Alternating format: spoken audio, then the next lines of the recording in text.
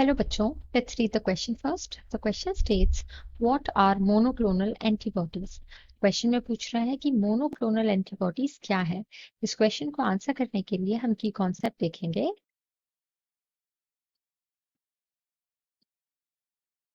Monoclonal antibodies का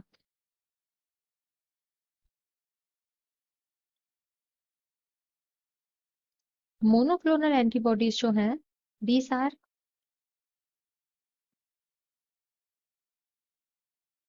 uniquely produced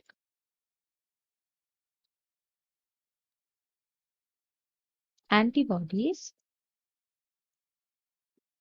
that have monovalent affinity,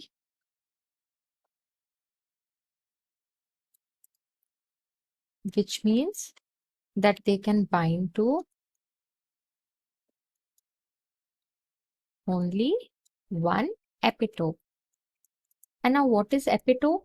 Epitope is that part of the antigen which an antibody connects itself with.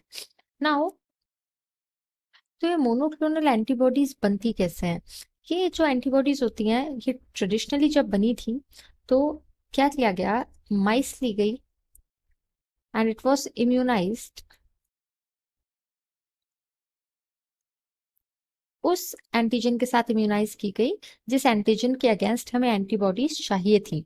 तो immunise की गई तो obvious सी बात है कि एंटीबॉडी प्रोडक्शन हुआ ब्लड में, और तो ब्लड से क्या किया गया, प्लिनोसाइट्स जो एंटीबॉडी प्रोड्यूसिंग होती हैं, obviously that are B type cells, तो स्प्लिनोसाइट्स को एक्सट्रैक्ट कर लिया गया उस ब्लड से, माइस की ब्लड से। फिर क्या किया, फिर माइलोमा सेल्स प्रिपेयर की गई। माइलोमा सेल्स जो होती हैं ये इमोर्टलाइज्ड सेल्स होती हैं, बेसिकली कैंसरस।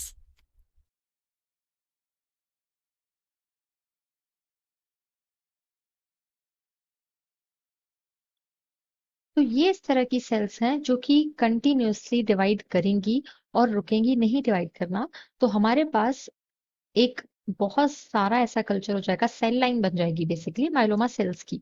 तो अब क्या करेंगे कि ये माइलोमा सेल्स और स्प्लिनोसाइट्स, इन दोनों को जो है वो फ्यूज करा देंगे एंड हाइब्रिडोमा प्रोड्यूस हो जाएगा इससे।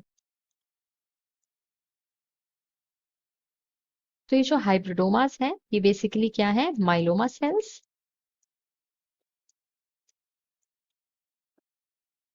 प्लस स्प्लिनोसाइट्स जो हमने माइस से एक्सट्रैक्ट की।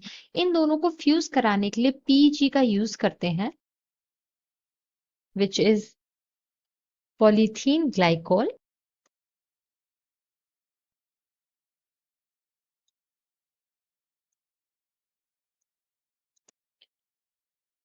फिर जब हाइब्रिडोमास बन जाते हैं तो फिर स्क्रीनिंग कर ली जाती है